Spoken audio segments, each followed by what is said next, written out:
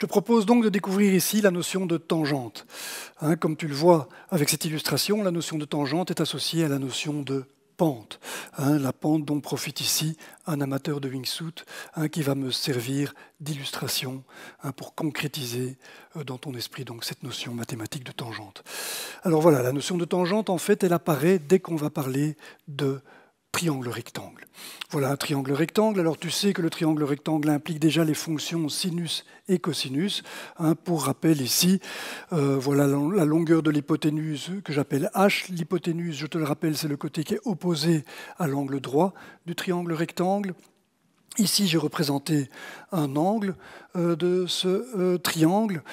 Et voilà, il se fait que le cosinus permet d'obtenir le côté adjacent à cet angle. H cosinus alpha est la longueur du côté adjacent, tandis que H sinus alpha est la longueur du côté opposé à cet angle.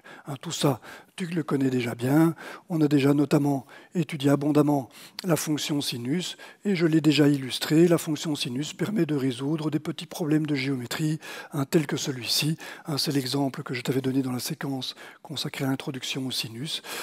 Un camion de pompiers est utilisé pour intervenir donc, dans un bâtiment qui a une certaine hauteur.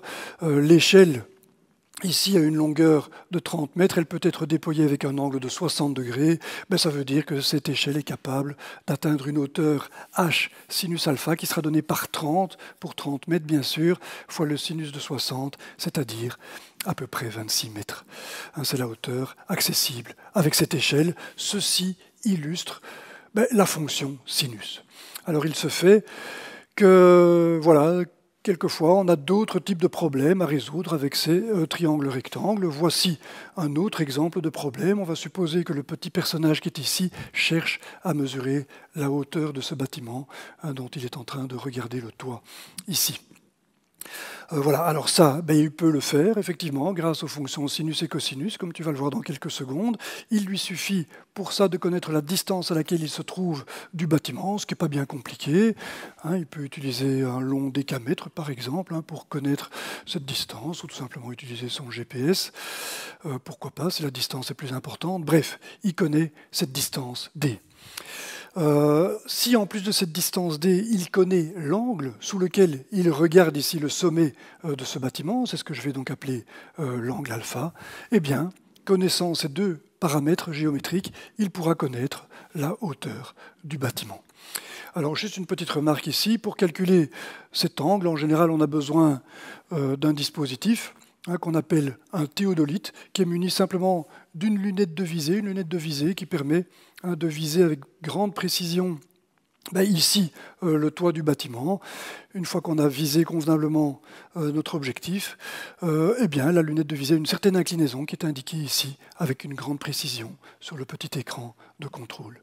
Et donc si on dispose de ce petit dispositif, on peut connaître cet angle alpha avec une bonne précision. Voilà, donc on connaît D et on connaît alpha, et ceci me permet effectivement de calculer la hauteur du bâtiment. Alors comment est-ce qu'on va procéder ? On va procéder en constatant qu'on a affaire effectivement à un triangle rectangle dont l'hypoténuse est donnée là, et on sait que le côté opposé à l'angle, ce n'est jamais rien d'autre que l'hypoténuse fois le sinus de cet angle. Voilà, alors tu vas me dire, ça te fait une belle jambe, ça ne sert pas à grand-chose en fait, puisqu'on ne connaît pas l'hypoténuse H. Mais en réalité, on la connaît indirectement. Puisqu'on connaît D et alpha, en réalité, on peut remonter à l'hypoténuse très simplement. Il suffit de se rappeler que D, c'est H fois le cosinus de l'angle alpha. Voilà qui est écrit.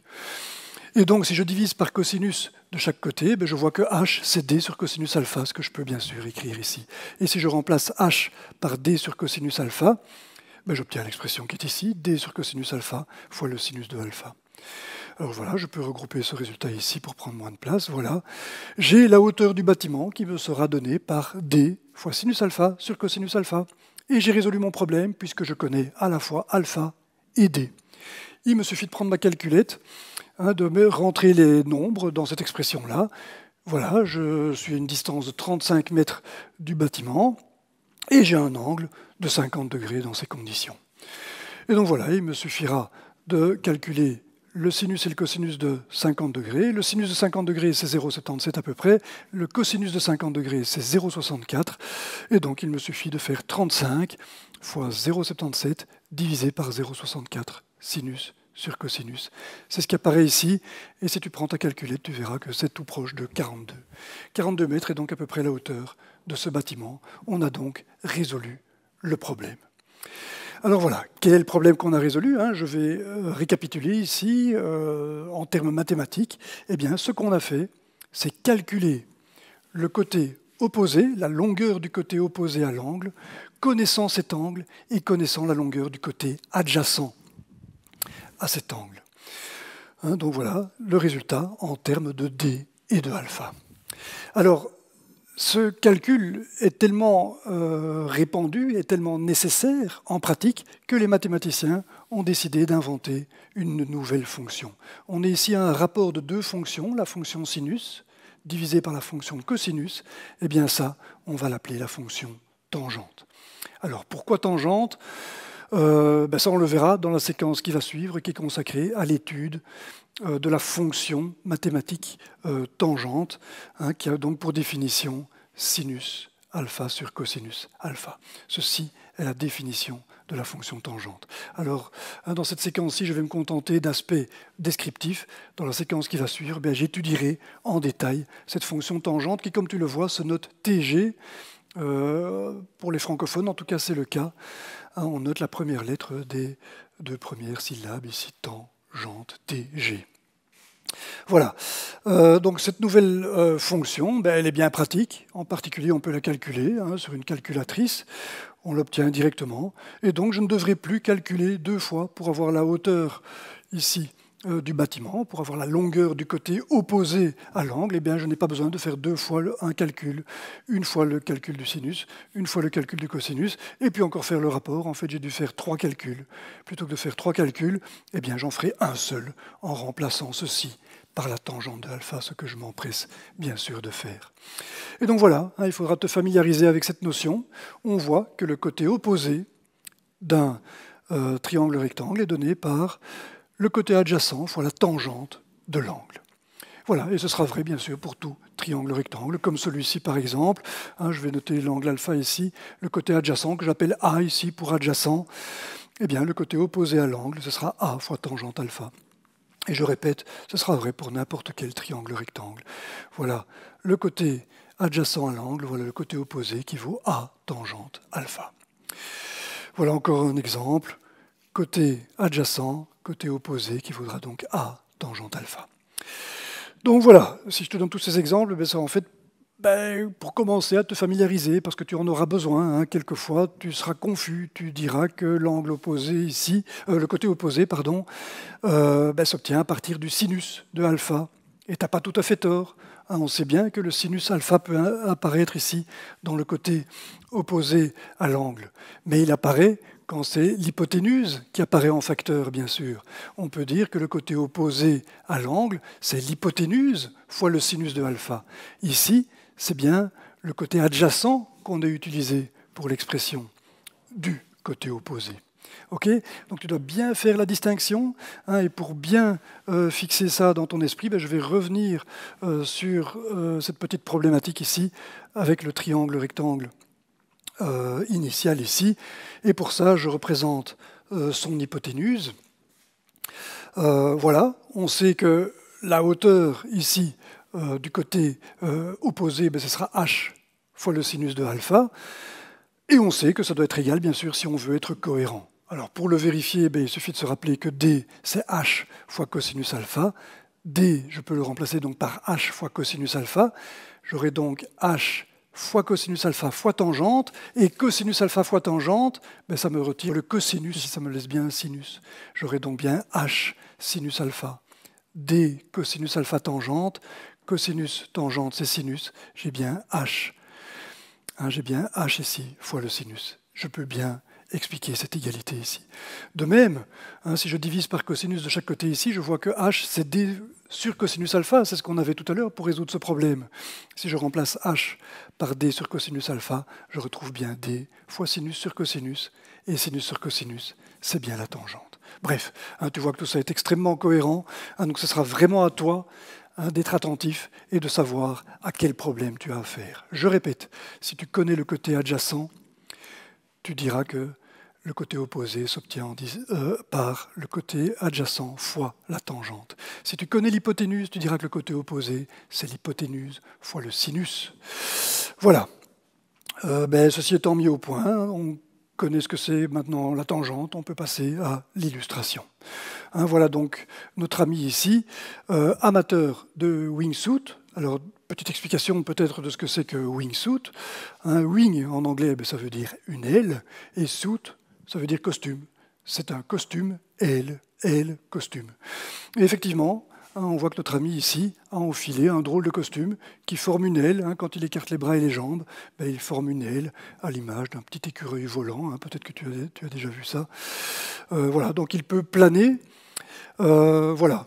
Alors, voilà, notre ami décide de planifier ses vacances. Bien sûr, il va les planifier dans un paysage montagneux. Et avant de se décider de partir, il se procure une carte de la région, une carte qui va lui permettre de savoir si les pentes sont suffisantes. Voilà. Alors ce qu'il va rechercher sur cette carte ici, c'est de voir s'il a au moins un angle de 60 degrés. C'est bien sûr critique, cet angle. Avec son wingsuit, il descend avec une certaine vitesse, bien sûr. Ça n'a pas une finesse très importante, un wingsuit. Il descend avec un angle assez important.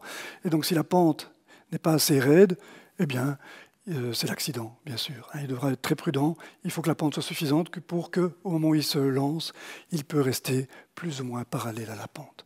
Et donc voilà, comme il ne connaît pas l'endroit, il est prudent, il prend un angle important. En pratique, on peut planer avec des angles beaucoup plus bas que celui-ci. Mais voilà, on va supposer qu'il veut être prudent ce jour-là. Il lui faut 60 degrés. Comment savoir sur cette carte s'il y a une pente de 60 degrés? Alors bien sûr, c'est une carte détaillée qui lui donne des lignes de niveau. Et avec les lignes de niveau, tu vas voir que la notion de tangente nous permet de savoir s'il y a une pente de 60 degrés. Donc voilà, de quoi est-ce qu'on dispose pour ça? Des lignes de niveau qui sont ici. Alors la carte ici donne les lignes de niveau tous les 10 mètres. Donc chaque fois qu'on passe une ligne de niveau, ça veut dire que dans ce sens-ci, on va descendre de 10 mètres. Dans l'autre sens, on va monter de 10 mètres à chaque passage par une ligne de niveau. Les 100 mètres ici, ça veut dire tout simplement qu'on a la distance en projection horizontale. Donc voilà, il va prendre une règle ici, il va reporter ces 100 mètres ici. Voilà, ceci symbolise 100 mètres le long de la pente qu'il cherche à analyser. Alors ce qu'il faut bien comprendre, bien sûr, c'est que ces 100 mètres ici, représentés ici, ne sont pas 100 mètres qu'on va marcher ici le long de la pente. Quand il va monter, il ne va pas parcourir 100 mètres. Les 100 mètres qui sont ici, bien sûr, sont 100 mètres considérés à l'horizontale. Sur une carte comme ceci, quand on met une distance, c'est bien sûr une distance considérée dans un plan horizontal. Et donc quand il porte 100 mètres ici, en réalité, c'est 100 mètres à l'horizontale qu'il porte. Mais il est clair que quand il aura parcouru ces 100 mètres, le long de la pente, il aura marché sur une distance bien plus grande. Voilà. Donc c'est déjà important de prendre conscience de ceci. Et maintenant, donc, il y a une deuxième information, qui sont tout simplement le nombre de lignes de niveau qu'il va franchir. Alors il est à la montée ici, et on voit qu'il franchit 1, 2, 3, 4, 5, 6, 7, 8 lignes de niveau. Ça veut dire qu'il monte de 8 fois 10, 80 mètres. Et donc voilà, en parcourant ces 100 mètres à l'horizontale, il parcourt 80 mètres. Alors 80 mètres sont représentés ici avec la même échelle, 100 mètres sont représentés avec la même longueur verticale et horizontale. Et donc voilà, il parcourt 80 mètres à partir de 100 mètres de déplacement à l'horizontale. Ça l'amène donc ici. Et voilà, on voit ici donc le passage des lignes de niveau. Les lignes de niveau sont représentées par ces petits points bruns ici. Il en a franchi 8, ça veut dire qu'il arrive bien à 80 mètres de montée au bout de 100 mètres de déplacement horizontal, comme c'est représenté ici. Voilà. Et ce qu'on constate bien sûr, c'est que cet angle n'est pas suffisant, il n'a pas atteint ces 60 mètres. Cette pente-ci, il n'osera pas l'utiliser pour un premier vol. Voilà, donc on va analyser donc, la situation. Hein. Le but, c'est de voir si il peut obtenir 60 degrés sur cette carte. Et pour ça, je vais analyser la situation devant laquelle on se trouve ici. Et tu l'as déjà vu, hein, on se retrouve devant une situation de triangle rectangle ici. Je le mets en évidence tout de suite. On a la distance D ici de 100 mètres. Et ici, la hauteur franchie que j'appelle grand H, qui ne représente rien d'autre que le côté adjacent. Le côté opposé, pardon, à l'angle que je vais représenter ici, et ce côté H ne vaut donc rien d'autre que D fois la tangente de alpha. Et ici, je fais une petite parenthèse pour introduire une notion importante qui est la notion de pente. La notion scientifique de pente, eh bien, on l'obtient tout simplement en faisant le rapport de H sur D. Je divise donc à gauche et à droite par D ici, et j'obtiendrai tout simplement la tangente. Et la tangente, eh bien, c'est ce qu'on va appeler la pente. Les mathématiciens diront que la pente correspondant à un certain angle, eh bien, c'est la tangente de cet angle. On a ici tangente alpha, la tangente de l'angle est ici. C'est tout simplement la pente qu'on a ici donc, sur cette carte représentée par ces lignes de niveau ici. Voilà. Alors cette pente, oui, effectivement, hein, d'abord peut-être un petit peu d'interprétation. Est-ce que ça représente vraiment la pente? Ben oui, puisque quand h vaut 0 déjà, ça veut dire qu'on n'est pas monté du tout, on est bien resté à l'horizontale, et on voit bien que quand h grandit, eh bien, la pente, effectivement, augmente. Hein, h sur d, ici, représente effectivement la pente. Et puisque h sur d ne dépend que de l'angle, ben on voit qu'on va pouvoir définir ici h et d n'importe où sur ce graphe. Je peux par exemple diviser d par 2 ici et m'arrêter à 50 mètres. Et on verra bien sûr que la hauteur, elle aussi, sera divisée par 2. C'est évident. On est bien ici avec une droite, ici une droite. Rappelle-toi le théorème de Thalès, on le retrouve ici. Je divise par 2 et j'ai h sur d ici, qui me donne toujours bien sûr la tangente de l'angle qui est ici. H est toujours le côté opposé, d toujours le côté adjacent. Le rapport des deux, c'est bien sûr toujours la tangente. Et donc voilà. La pente, oui, revenons à notre problème de pente ici. On constate que quand on avance de 50 mètres, on ne monte que de 40 mètres. C'est la pente qu'on a ici. Quand j'effectue 50 mètres à l'horizontale, je ne franchis que 4 lignes de niveau. Ce n'est pas assez. Il m'en faut plus. Il me faut 60 degrés. Et il me faut donc franchir cette hauteur-là sur 50 mètres. OK. Alors, comment connaître cette hauteur? Pour ça, il me suffit de connaître la tangente de 60 degrés, et donc je vais disposer d'une calculette sur laquelle je tape d'abord 60, et ensuite j'appuie sur la touche tangente. Alors, comme tu vois, la touche tangente, elle porte les lettres TAN.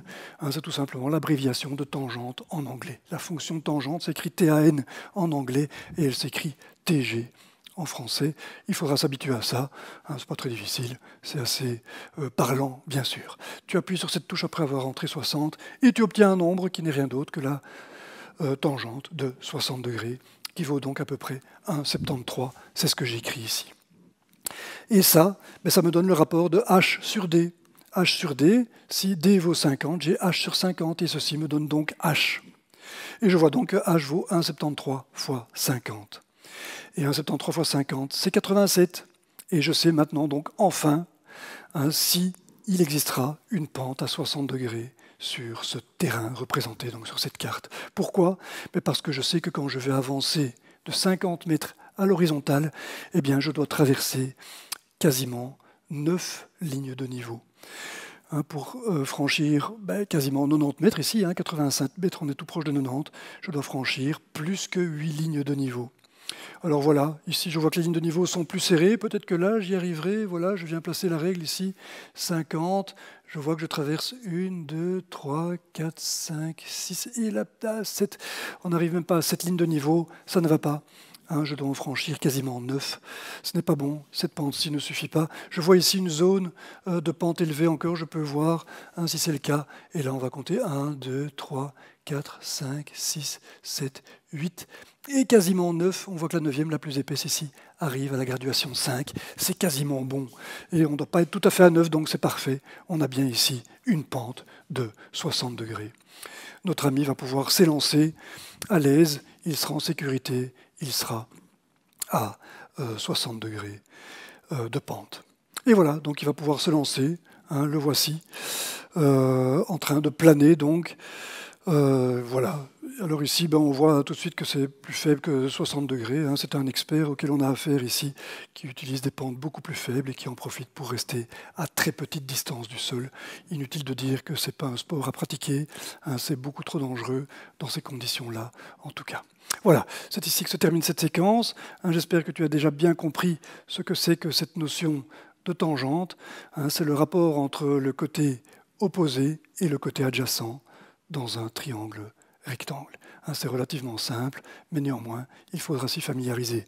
Et pour ça, je t'invite à voir la séquence suivante, qui est consacrée à une étude mathématique détaillée de la fonction tangente. Voilà, merci pour ton attention.